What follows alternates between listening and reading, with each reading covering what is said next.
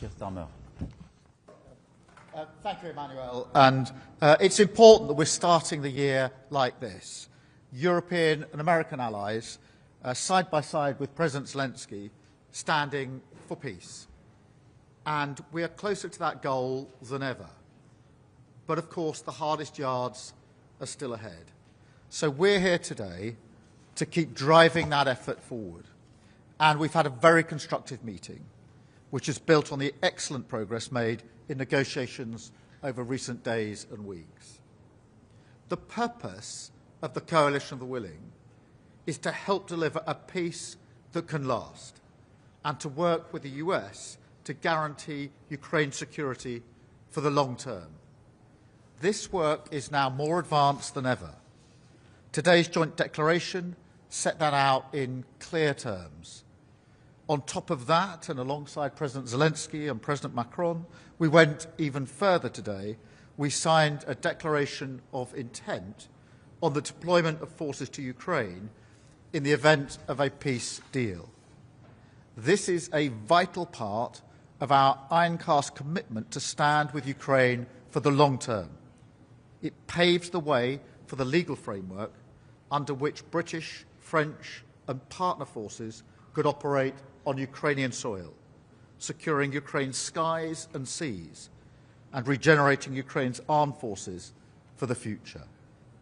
We discussed these issues in detail today, and so I can say that following a ceasefire, the UK and France will establish military hubs across Ukraine and build protected facilities for weapons and military equipment to support Ukraine's defensive needs. And with our coalition partners, we've also agreed significant further steps. First, that we will participate in US-led monitoring and verification of any ceasefire. Second, we will support the long-time provision of armaments for Ukraine's defence. And third, we will work towards binding commitments to support Ukraine in the case of a future armed attack by Russia. This is all about building the practical foundations on which peace would rest.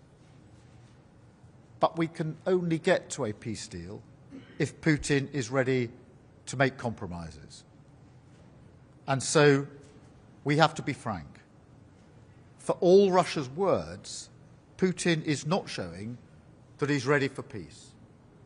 Over the last few weeks, we've seen the opposite.